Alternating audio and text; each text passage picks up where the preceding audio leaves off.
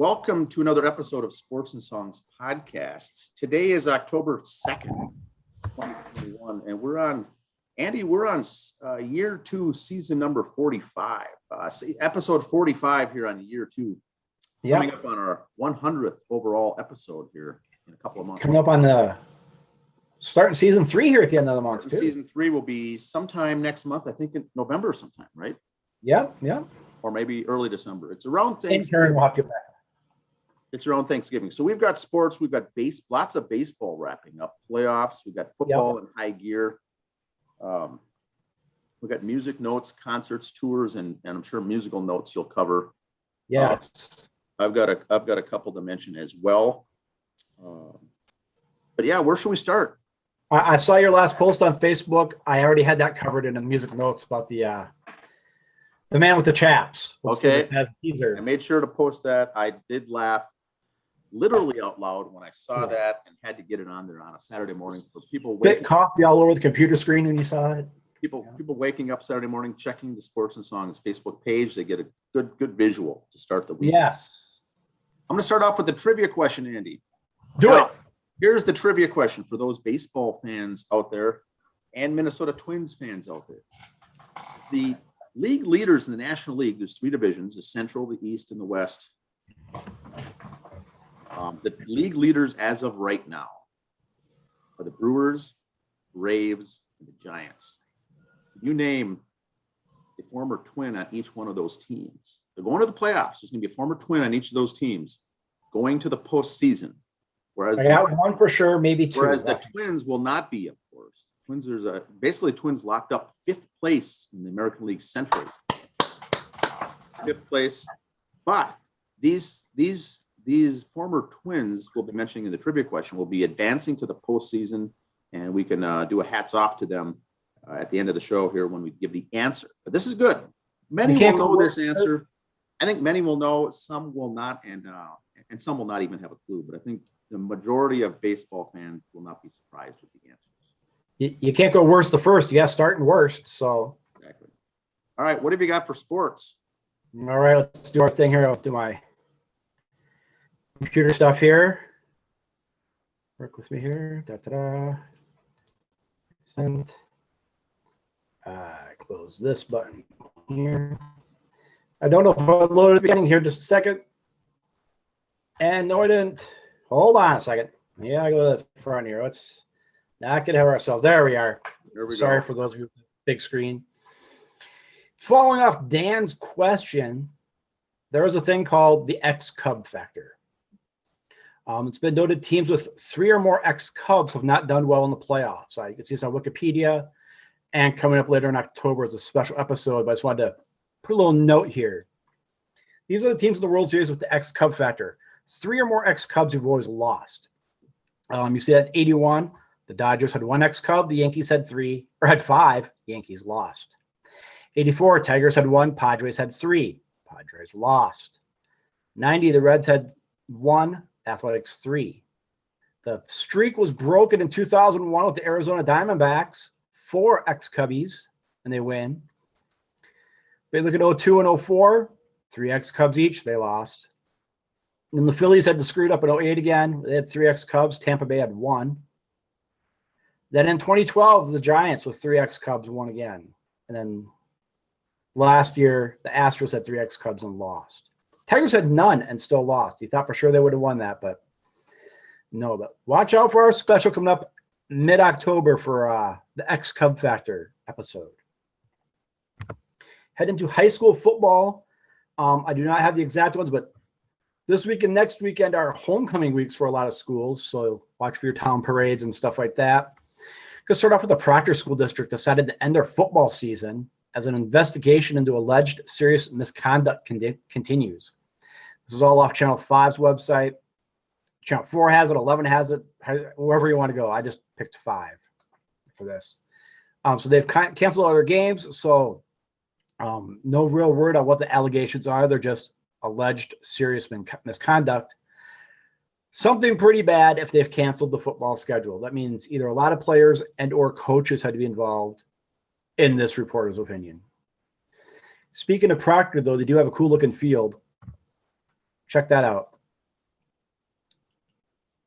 baseball field right there, and you hit into the football field. Nice. And I like the logo. It kind of looks like Purdue Boilermakers. Yep. Now, if you remember, the old exhibition stadium was kind of the same way. Yes, Toronto. You did have a little bit of the infield dirt there. Unlike like at the Metrodome and most stadiums where the third and first base lines are the sideline and the goal line. You know, obviously that's not an issue here.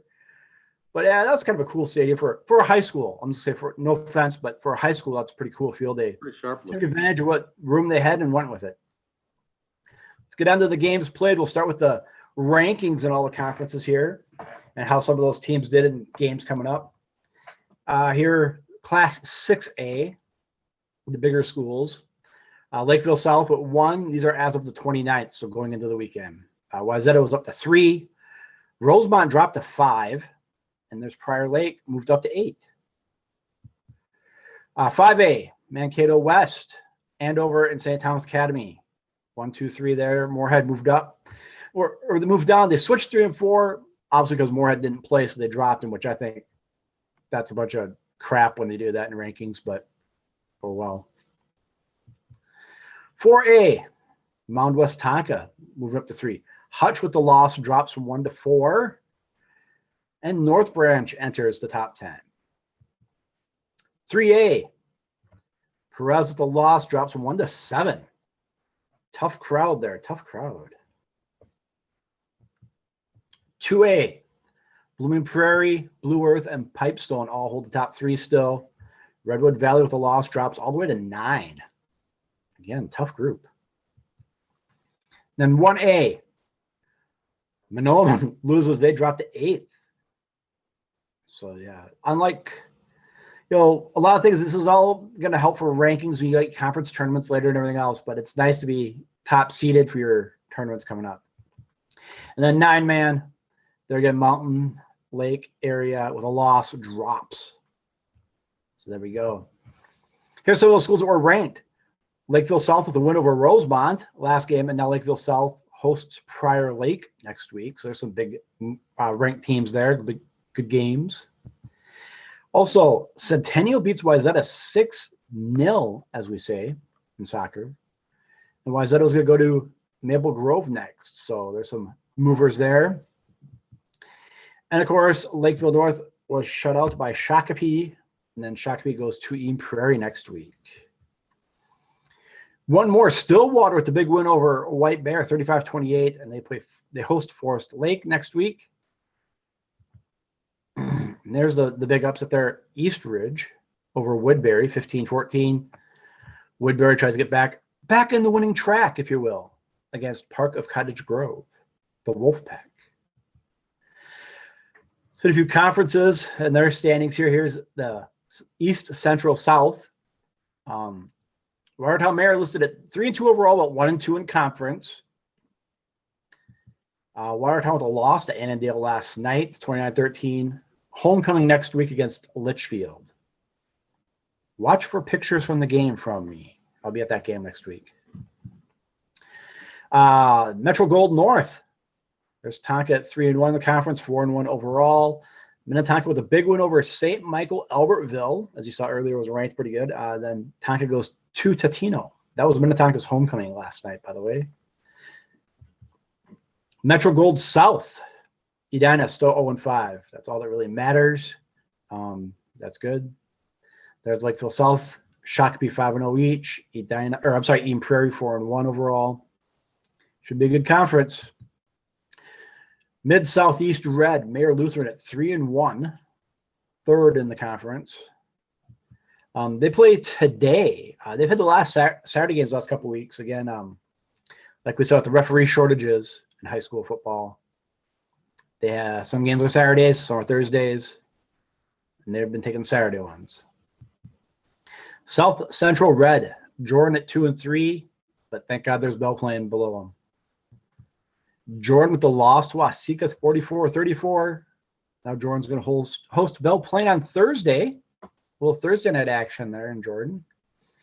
It's going to free up all the kids on Friday night to do whatever you do in Jordan on a Friday night. Suburban White.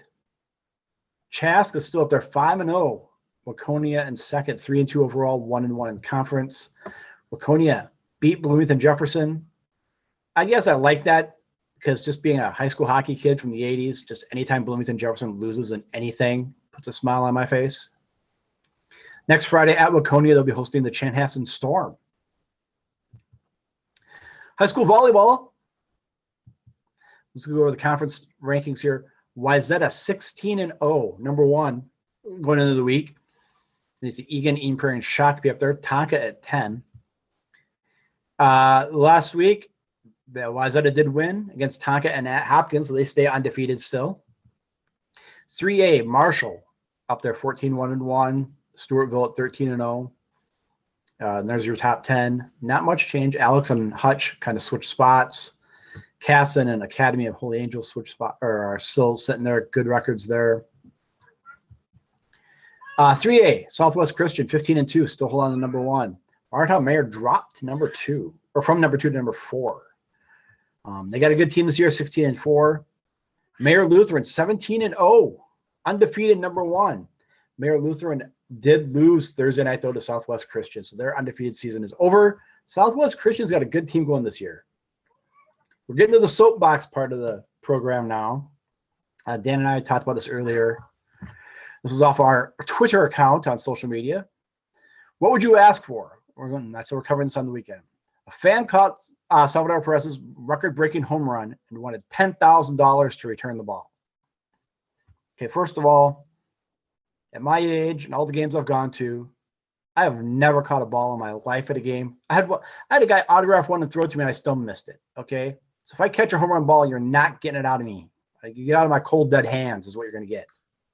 Now, if I caught a guy's record-breaking home run, or it was his first career home run or something like that, maybe another autographed ball and a bat and a picture with him, that'd be cool. I'd be okay with that. Because I want it for me to hang on either the bar behind me or on my wall. I'm not going to sell that stuff. That's something for me cool. You go back, okay. Barry Bonds' record-breaking home run. Okay, maybe I'm going to want a bat, an autographed ball, a picture, and maybe a jersey. Something more stuff, but it's all going to be stuff I'm going to keep and not resell. What's your asking price, Dan? Well, I think I would go with, the bat or the bat or another ball autograph or a photo, like you said. Then again, I'm old school like yourself. Yeah. But because there's so much memorabilia business out there, right? If you're into that business and you know the value of it, you're going to ask the going rate. Now the question is, what is the going rate? What is that yardstick? What's too much? Is $5,000 too much, or is $10,000? Obviously, it seems awfully high, but I don't know. Well, and also for a guy like this, say he hits 3 more home runs the rest of his career, or is he going to hit 30, 40 a year all the time? You don't know what the mark is, the benchmark for his career is right now either. So to say 10K for his ball is asking a lot. Again, you could Barry Bonds' record one, or a Miguel Cabrera ball that broke a record or got him up a milestone in the top 5. Okay, that could have more value to it, but you know what? Depending on the player too, if the player asked for the ball, first of all, that's the first part. But if it's a record-breaking one, they're going to ask for the ball. Yeah, I think the name as well. Salvador Perez is not a big. It's not a Barry Bonds kind of a guy that someone would pay big bucks for. So maybe that as well goes into consideration. Yep. Again, I don't know. You hold on to it for 3 years and see what he does. See how his career turns out. Is this year lightning in a bottle for him? Does he hit 3 more home runs the rest of his life? Who knows? Correct. NCAA, we'll get into some college stuff now. Here's the FBS standings. Bama and Georgia, top 2 still. Iowa, holding on number 5. In the FCS, no change there. Still Sam Houston, James Madison. Our friends at South Dakota State, Montana, and there's the Bison at number 5. Gopher stuff. Here's the Gopher schedule for the week. At the cross-country event, they finished 5th of 25 teams. Cross-country, 7th out of 27 for the girls there. Baseball game was canceled for the pro alumni game. Women's hockey lost to Ohio State, and volleyball lost to Wisconsin, number 5 Wisconsin on Friday. Today's games: men's golf, football, Purdue at Purdue. Women's hockey against Ohio State again, volleyball, Northwestern. Men's hockey home against Alaska was postponed per the Gopher Twitter account. I guess they got the flu up in Alaska, or COVID, whatever they're calling it these days. A lot of sick kids, so they stayed home. Rescheduled for January 14th and 15th. Both teams agreed to that. That's okay. So no Gopher men's hockey this weekend. Check with the Gophers about your tickets. I'm sure they'll be good for that 14th and 15th game instead. If you want to sell them really cheap, give me a call. Sunday, men's golf, Penn State for soccer. And then, like I said, the hockey game was postponed. And then Monday, more golf. Friday, swimming and diving at Iowa. Women's hockey Duluth at Minnesota Duluth. Men's hockey will be home. And then volleyball at Michigan. Again, you can go to the Gopher website if you want to catch audio or video of all these games as they happen live. Bison football against the Sioux at the Sioux today. You can go to gobison.com and click there for the live audio, or if you have ESPN Plus, you can catch it there. Or if you're in the Fargo area, ABC North Dakota has it. And women's volleyball against St. Thomas at St. Thomas. Sunday, soccer is against Kansas City for the gals. Monday, women's golf in Nebraska and men's golf in Colorado. Tuesday, more golf. And Thursday, women's volleyball at Denver. The Beavs did not do good on their homecoming the other day, last week. We're not going to talk about that. Last night, volleyball lost. Hockey won against St. Thomas for the gals. And soccer got a little revenge against Augustana. Today, they got golf, football home against Minot State. Women's hockey at St. Thomas. Volleyball against Winona State, number 11. And men's hockey is at the number 8 there against the Sioux. Sunday, you got golf and soccer for women's soccer, Wayne State. Next weekend, women's soccer, Duluth. Cross country, volleyball at Concordia, St. Paul. And men's hockey, Duluth. And peeking ahead to Friday at Concordia for football, volleyball at Minnesota State, and hockey at Minnesota Duluth. A little home and home for the men's hockey there next weekend. Tommies, now that they want to put it to big boys, got from here on the Big Boy Show. Football today at University of San Diego, and next week they'll be home against Valparaiso here in St. Paul. They got the contract on the 1500 there for the radio. Catch them locally there if you want. Their men's hockey, St. Cloud State today and tomorrow. Big game Sunday at the X Forum, and then next week they start CCHA play at Northern Michigan. Their women's hockey has not started out real good yet. Got swept last week against Ohio State. The Beavs beat them last night, and then the Beavs have them this afternoon too for the gals. Nascar. This is the second week of the second part of the playoffs. It's in fourths. Last week, Denny Hamlin won, so he advances on to the next round. Today's race going into, you got Kyle Larson, Kyle Busch up there. They're sitting pretty good in points. Truex pretty good. Chase Elliott. Kozlowski's right on the border there with William Bryan. Brad better get his stuff together there. So I still got 3 guys in the final 4. So you better hold on. Top 8 advance after this and see they got the other guys colored in red that are out of it. Talladega today, baby. You can watch stuff. I've seen things on some of the different channels on YouTube. The banks at Talladega, how steep they are, how hard it is to walk up them. You should look at some of that stuff. Maybe watch some of the pre-race stuff if you want on the NBC today. Race starts at 1 o'clock here, Minnesota time. If you want to watch beforehand some of the pre-race stuff, a pretty interesting track. They all kind of do their little bits on it. It's kind of a neat thing to see.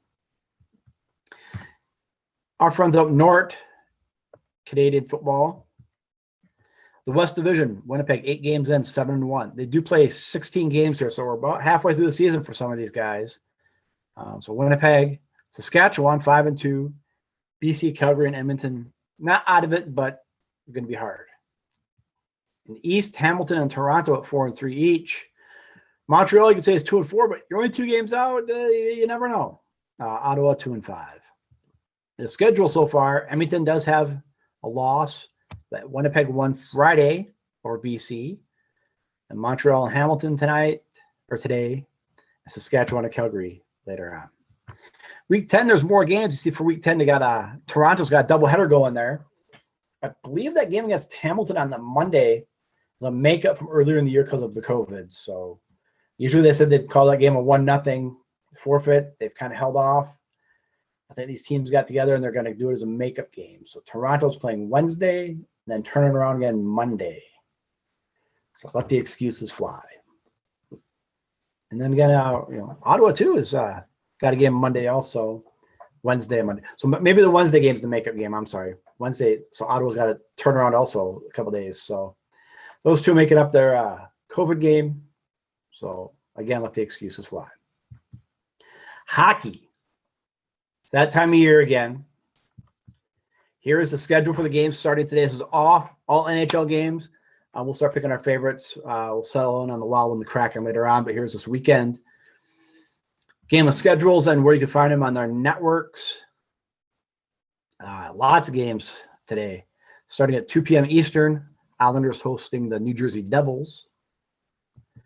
Then you see the Kraken playing tonight, 10 p.m. Eastern on Kong TV out in Seattle. Sunday, there's a handful of games there, 3 of them, and NHL and SN for the Winnipeg-Vancouver game. Now, I got this right off the NHL site, so where it says click here, don't click on my click here on the screen. You'd have to go to the NHL site. How to stream all the games for NHL. Now, ESPN Plus has games for most of them. NHL Live for Canadian users, and NHL TV for here in the U.S. I'm not familiar with the NHL's website, or I'm sorry, YouTube site. If they replay games or show highlights, how they do that. I will look into it. I'll put intern Johnny on that one.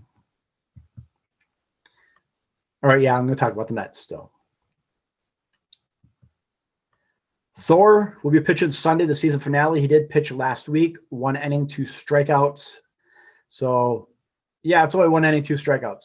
He just came off Tommy John. He's been pitching the minors. He's just kind of slowly getting in. He'll probably get a couple innings in, I'm guessing, on Sunday against the Braves. We shall see. More Major League Baseball stuff. Anthony DeCone reported on Twitter this week that he's seen a lot of stats about the 2021 Mets. The Mets did something that's never been done before. No team in Major League history has spent as much time, 103 days, in first place and finished with a losing record. The Mets accomplished that feat earlier this week when they were mathematically guaranteed not to be first and to be below 500. Buster only repeated later on this week. Elias Sports led the Braves division title caps a nice turnaround. They spent 126 days without a winning record, the 4th most by any division winner since 1969. That'd be the Mets. And an 89 by the Blue Jays. So, National League East, lots of record breaking there. 103 days in first place and finished below 500. 126 days with below 500 and finished in first place. JJ Cooper put on Twitter this week, the Tampa Bay Rays, here's their organization, and this is middle of the week last week. At the time, they had the Major League Baseball best record in the American League. AAA, best record in champs. AA, lost by 1 in deciding game of championship. High A, best record in champs. Low A, best record in champs. Complex, which is the new name for rookie ball, best record in champs. Does that mean Tampa Bay is going to be a dynasty for years to come? No. You know those guys aren't going to all stick through and come all the way through. There's going to be players traded and added and everything else. But I'm just saying, this is a hats-off tribute to their scouting team, their drafting, everything else. Just look at all that. Best records and lost a championship game by 1. That's an organization. If you got hired by them as a scout, you're doing something right. If you want to hire a good scout, call them and get their guys. Vlad Jr. put up, he wants people to know him as Vladimir Guerrero Jr., not the son of Vladimir Guerrero. And I think he's doing that pretty good job on that. Ken Griffey Jr. did a good job separating himself from his dad. Yes, they played together for a while with the Mariners, but he kind of kept his own little personality away. With Vlad Jr. too, I think it's going to be easier for him because of media today, social media showing him out compared to his dad. His dad played in Montreal. God love Vlad. He was a great player. He played for the Angels, but he just never got the rings. He never got the publicity from the media because of where he played. But you come up as the big kid in the minors, you start hitting home runs right away, you're a contender, you're going to get the press, so you will get separated from your dad. But don't forget, we've seen the stats all year. You're putting up the same stats as your dad did, and you're getting all the love when he never did. And as an outside shot, you won't make the playoffs this year, so just be careful. Here's another stat from the Jays. First time the Blue Jays history have 4 players with 100 or more RBIs. Wow. There they are right there. Hernandez, right field, 112 RBIs in 141 games. Vlad Jr., 107. Bo Bouchette, 101. And Seaman with 101. Outside shot, there's a couple guys. Marcus is one of them there for the Jays that might play all 161 games this year. Don't see that very often. I think the Toronto Blue Jays have like the 4th best run differential in the American League. And Just wait. We'll cover that in a second. Okay. Spoiler alert. Because it's wild card standing time. There they are, 166. Oh, yes. It's amazing. And look at Seattle, negative 49, and they're a game out of the wild card. But look at where Seattle's problems are. Extra innings, wins and losses, 75 and 85. That's what's killing the Mariners right there. Yep. To me, just that number alone tells me bullpen issues. So you could be 89 and 71. You could get 90 wins this year and have bullpen issues. That just means your starters and your offense got you to such a big lead, it didn't matter. It was close. You didn't have the bullpen to lock it out. So there you go. 2 games left today and tomorrow. If you look at the schedule coming up October 4th, there is no game scheduled in baseball. I have not seen from Major League Baseball, I checked this morning, what they'd do if there was a 3-way tie for that last wild card spot, or God forbid a 4-way tie. Who knows what they're going to do? It's going to be exciting. I kind of want to see a 4-way tie just to say we saw it. But I know I need the stars and moons to align perfectly for that too, but we shall see. I have a feeling there's going to be a game 163 one way or the other for something. Boston, Seattle, Toronto, 2 of those guys are going to tie. We'll see, though. I was wrong once before. Here's the playoff picture as of right now, as of today. Now, of course, we don't have the wild card teams in there because we don't know yet. And they're kind of going off it being New York and Boston, but that could all change. So there you go. You got the Dodgers and Cardinals in a 1-game playoff.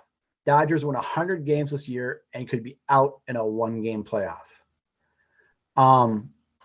And look at all this. The 2-3 matchups on both sides, to me, would be the best ones to watch. For the simple fact that the other 2 are going to be divisional rivalries. We've seen them all year long. Wow. But the 2-3 matchup in both divisions right now look very interesting to watch. Oh, you want to watch them, you said? Here's the TV schedule. Tuesday will be the wild card game on ESPN. Wednesday on TBS will be the Cardinals against the National League wild card team, the runner-up. And the Cardinals have already announced that Wainwright will be starting the wild card game for them. Then Tuesday, we start at Major League Baseball Network and FS1 will be doing the games. And TBS on Friday with FS1 and Major League Baseball doing the games there. Again, we got to wait till Sunday to see who's all when and where, but the times that will all be announced based on cities, based on TV deal and everything else. So let's wait and see. But it should be exciting time. To the song, we did the sports, now to the songs part, at least my part of the show for songs. Scorpions, or the Scorps as we like to call them, have a new album they're working on coming out and a world tour. The world tour includes 2 weeks in Vegas, and then they go off to Germany. So that's it. The ones with the asterisks by there, a couple in Germany with Mammoth Wolfgang Van Halen touring with him.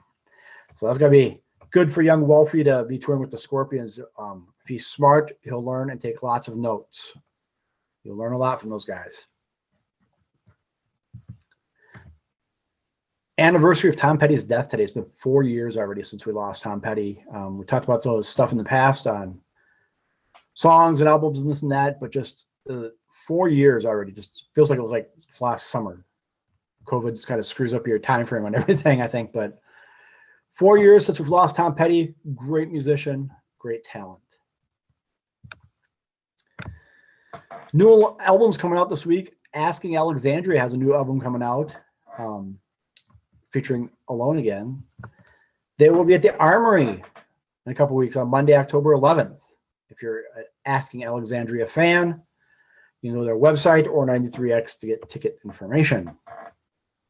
KK Priest from Judas Priest, his new album comes out. We talked about this before. It is released this week. Sermons for the Sinners. I've heard parts of this. I plan on getting this. If you like old Judas Priest stuff, KK was a big. He helped write a lot of the old Judas Priest stuff. So this would be that same feel, that same attitude towards it. So Priest fans, here's some more music for you. Ozzy, now this is his last album he did last year, Ordinary Man. Ozzy's in the middle of working on another new album. Along with contributors on his new album are Black Sabbath's Tony Iommi, longtime Ozzy collaborator Zach Wilde, who Zach was kind of denying he was doing any work on it, but he is. Along with Jeff Beck and Eric Clapton.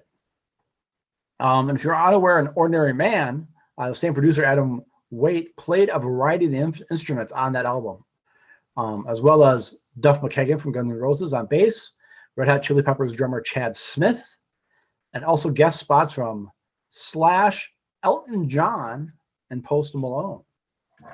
So Ozzy's kind of getting into the whole, like a lot of guys, you do the collaborations with other great music. Elton John does a bunch of collaborations with everybody. Slash and Duff fill in stuff when Guns N' Roses are on a break. Peppers aren't doing anything. Chad Smith's filling in. So these are kind of great albums to hear. Not an all-star band, just an all-star song. So that's kind of cool. David Lee Roth has announced he's going to retire. That's up. Dan had some different pictures on this up on our Facebook page today. I like D.L. Roth. We've talked about his solo stuff. You did one of his albums a couple weeks ago. He said he's announced his retirement. Sadly, David Lee, I thought you already retired.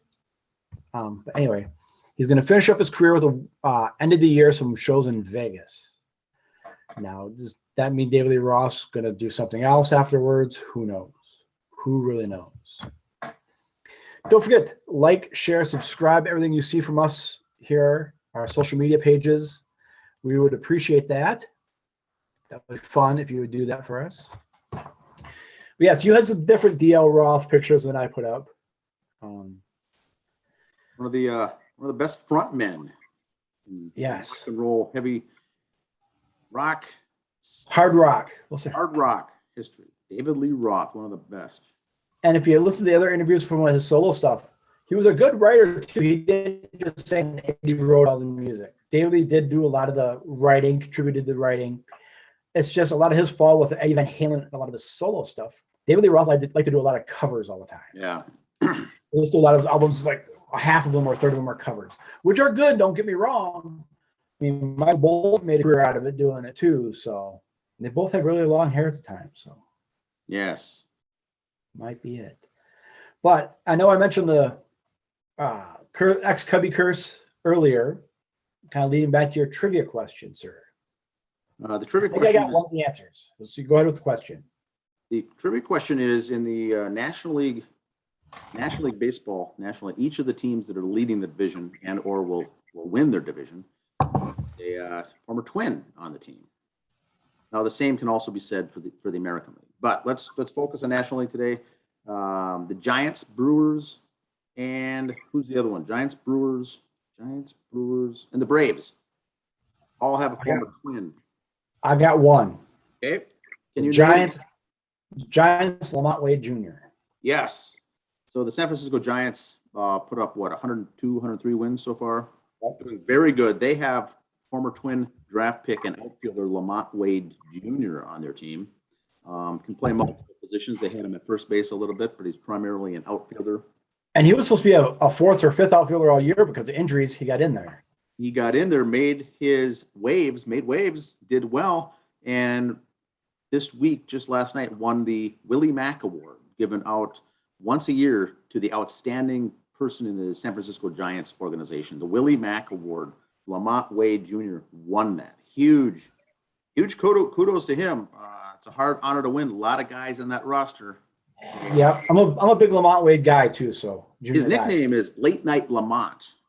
Yes. I think that he has 6 bottom of the ninth walk-off singles wins, singles RBIs, homers type of a deal, walk-off wins late in the game.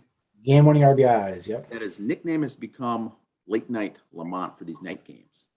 And now the Braves. Who's the former twin on the Braves? Well, it's a guy they got from a trade from the Indians earlier at the trade deadline, wasn't it? Correct. And I'm going blank on the name. Eddie Rosario. We'll see Rosario in the postseason playing left field for the Braves. So he'll be in the postseason. It'll be nice to watch that. Now I got nothing on the Brewers one. Milwaukee Brewers. I got nothing.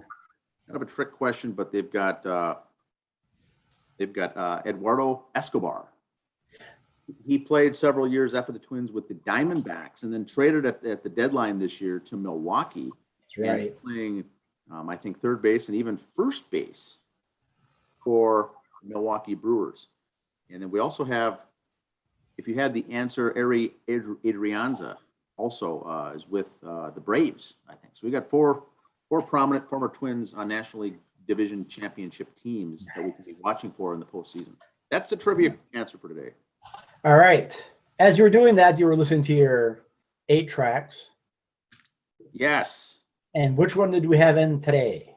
Music of the week. Album of the week is Garage Incorporated, a compilation album of cover songs by American heavy metal band Metallica.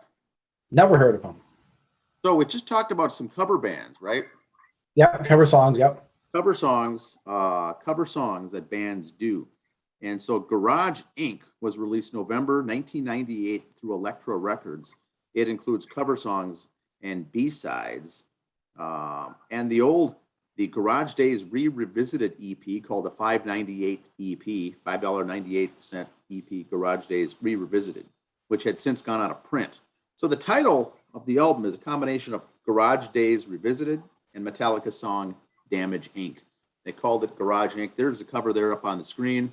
The 4 members of the band dressed as mechanics. Metallica always has a little fun, having some fun with their covers, with their album covers and cover songs. Now, the day after Metallica finished the North American leg of their tour called Poor Re-Touring Me tour in San Diego's Coors Amphitheater, they hit the studio to start recording a new album of cover songs only. Lars Ulrich explained the band wanted to do something different after 3 pretty serious albums in a row, starting with the Black Album was serious, Load, and the album Reload. So they said the process would be easier by working with covers, taking other people's songs and turning them into something very Metallica. Given that the band had recorded many covers that were spread across various releases, such as B-sides of their singles, also the 1987 EP Garage Days Revisited, the band thought they should put them all in a nice little packaging for one easy listening, along with the newly recorded cover versions, chosen through a group discussion. And so they got together for 3 weeks and did these. Now the songs on disc 1, this is a 2-disc CD. Disc 1 is all the items they did back in 1998. They went in the studio for 3 weeks and put all these songs out. Now, song 1 was Free Speech for the Dumb.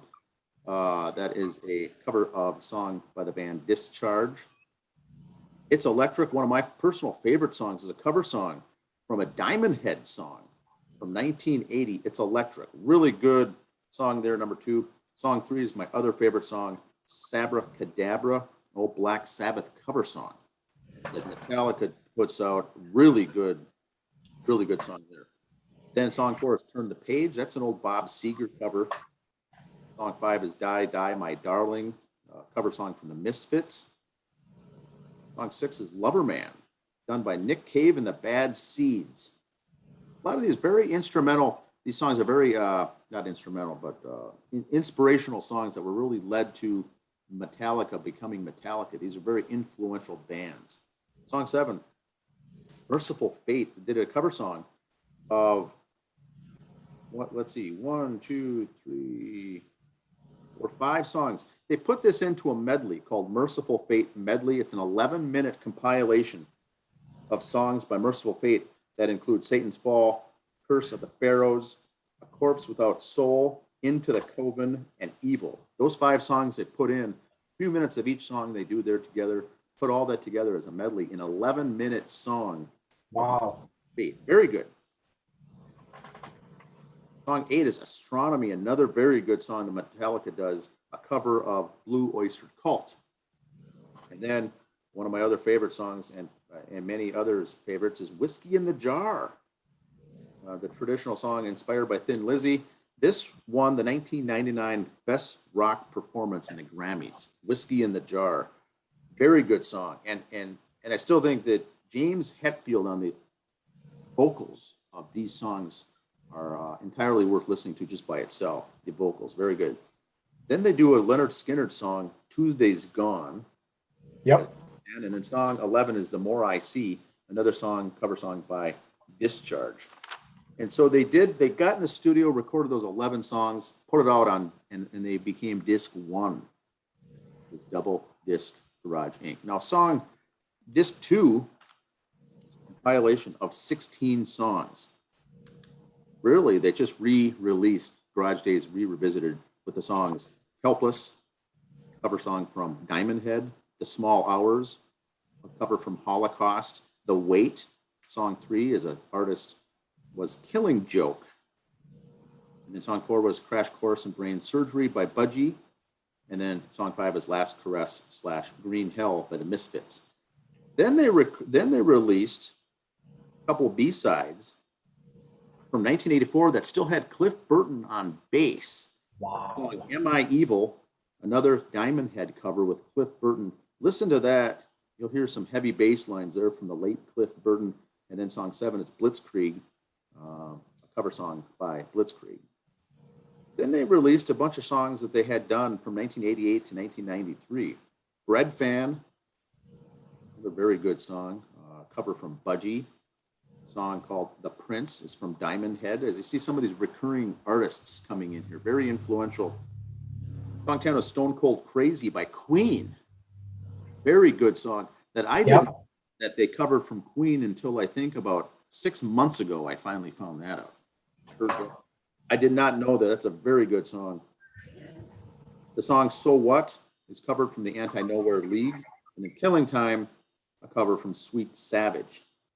And then they round out disc 2. They round out disc 2 with 4 songs covered from Motorhead. First song is Overkill. Damage Case is next. Stone Dead Forever is next. And Too Late is next. So they got a very heavily influenced by Motorhead, Diamond Head. This album, this compilation 2-disc album of 0, I repeat, 0 original work. This went 5 times platinum, Garage Inc. 5 times platinum. You'll still hear, I think, Turn the Page a lot, the Bob Seger, Whiskey in the Jar, you'll hear a lot on the radio. But I'd heard the Queen one before. What's that? I think it was on Spotify, that cover they did of the Queen song. Oh, I think yes. I heard Spotify or something like that once. The Queen song Stone Cold Crazy. Yep. Very good. I mean, it blew my mind when I find out some of these other covers of who they actually did. Now, Tuesday's Gone. They brought in guest musicians to record the Bob Seger Tuesday's Gone. Let's see here. You'll wait to hear some of the names here. Oh, this is a Leonard Skinner, Tuesday's Gone. For the Leonard Skinner song, they bring in Pepper Keenan, the co-lead on the vocals. They bring in Jerry Cantrell for some guitar work on Tuesday. Nice. Sean Kinney, also Alice in Chains. They bring in Jim Martin, John Popper, Gary Rossington and Les Claypool, who plays the banjo. Tuesday's Gone. Did you say John Popper? John Popper plays harmonica. Yep. On Tuesday's Gone. I did not know that either.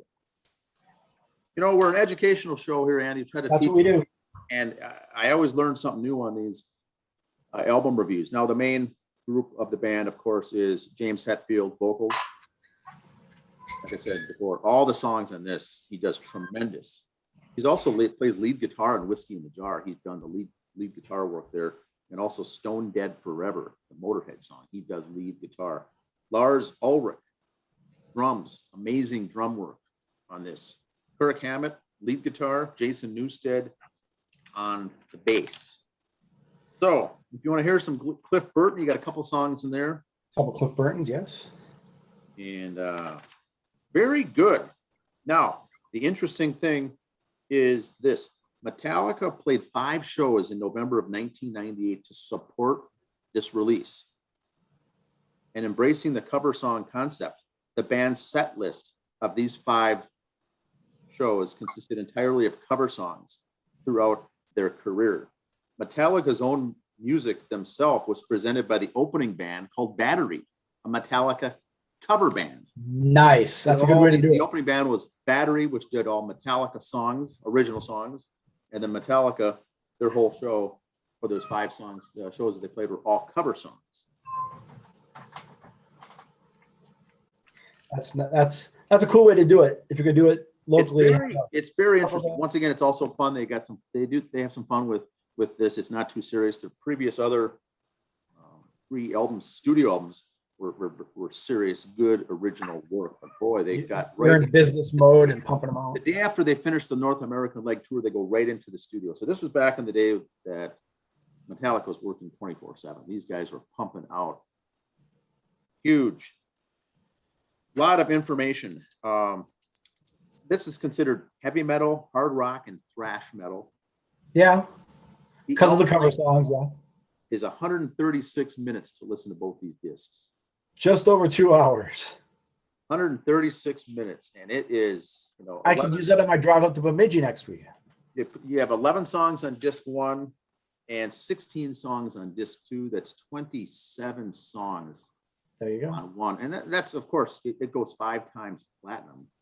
Whether you're listening to the main popular songs that were released or a lot of these other deep cuts, this is some good stuff. So that's all I've got for today. Album week. The thing about Metallica, review. They can record the phone book and it'd go platinum. Okay. That's their sound and their music. I mean, so they could put out anything that's going to go at least platinum. So that's the album week. Album review of the week. Garage Inc. by Metallica. All covers, 27 cover songs. It's basically all that it is. Now, I've got some sports news, Andy, to wrap up. Yes. Fire away. You might like this. Now, local fans, the Gophers football play 11 o'clock today at Purdue. The Twins, we mentioned earlier, have 2 games left against Kansas City. They play tonight at 6, and I think tomorrow at 2. They round out the season at Kansas City. No matter what happens, they can't move up or down in the standings. They've locked into 5th place in the AL Central. Not good. Minor League Baseball wraps up. Right. I did a midweek episode on minor league baseball about the playoff process, and all they've got left now is this final stretch where they play 10 games. All the teams in minor leagues play 10 games, and then they award a champion who has the best record from those 10 games. And once again, the team leading that is Durham, the Durham Bulls, which is a Tampa Bay Rays organization. They're looking to possibly go 10-0 in these final 10 games. Jeez. Now, the Saints were eliminated last night for winning that, although they're 5-3 through 8 games. But reason to watch today's game, they're going to pitch Drew Strotman, who was involved with the Nelson Cruz trade. We got him pitching against the Toledo Mud Hens, starting pitcher Logan Shore. He's the Coon Rapids native. Oh, okay. 7-3 record for Logan Shore. This will be his last start of the year before the season wraps up. He'll pitch against the St. Paul Saints today in their 4 p.m. game against the St. Paul Saints. That's the Toledo Mud Hens. Now, that is a Detroit Tigers affiliate. So look for Logan Shore to possibly move up next year, 2022. Yep. To go make his pro debut at the big league. So that game for the Saints is 4 p.m. today. And then they've got, I believe, a 1 or 2 o'clock start tomorrow, and their season is done. Vikings, noon tomorrow at home against the Browns. And the Twins, like I said, they play 6 o'clock today in Kauffman Stadium. They play 2 o'clock tomorrow. Their season is done. And we will really round out the baseball season. All that's left now is really playoff. I got one football question for you. Talking to some people the other day. The Browns defense last week against the Bears, rookie quarterback, Browns defense just lit him up. Now, if you're the Vikes this week, yes, you're not the Bears. You're not going to get 7 sacks or whatever unreal number they had and this and that. But that's going to be good for the Browns' confidence on the defense coming in that, hey, we're playing as a unit, we're doing well. And, confidence is always your next day's starter, they say, for baseball. So the Browns are coming in as a confident defense. Again, they're not going to get a handful of sacks and what they did to the Bears last week, no. But Mr. Kirk Cousins has not thrown an interception this year yet either. And now you're coming against so that's going to be the stat to watch. Is there an interception? It will be a fun game. Browns are 2-1 this season. Vikings are 1-2. And I got the Browns defense in fantasy, so it's going to be a tough game to watch. Nice. And now the Vikings are much like, I think, the Gophers. You don't know who's showing up in Jekyll or Hyde each game. The Gophers go to Boulder, Colorado, and shut out Colorado 30-0. They come back and then lose to almost lose to Mid-American teams. They barely beat Miami, and then they lose to Bowling Green last week in an embarrassment. Now they start off against Purdue. Who knows who's going to show up? And the Vikings look really sharp against Seattle. And your star player, Dalvin Cook's out, and that's the game you win. Yes. So they're fun games to watch because you don't know who's going to show up, but they're also very frustrating if the wrong team shows up. Every game this year for the Vikes has gone down to the last second. I mean, 2 of them literally the last second, 1 overtime, 1 last second. Then last week's game, till the last minute, you didn't know that interception. And, so they've been, as a fan, they've been. It was the Arizona game. Yeah. Yeah. So they've all been fun to watch. Points. A lot of points going up. I like that. But that's all I've got for this week. Anything else in closing, Andy? No, like I said, some high schools had homecoming last week for football, some this week. Basketball starting up, hockey starting up for high schools coming up pretty soon, so you get more of that here. Baseball's wrapping up. Australian baseball starts in December. We'll drop no.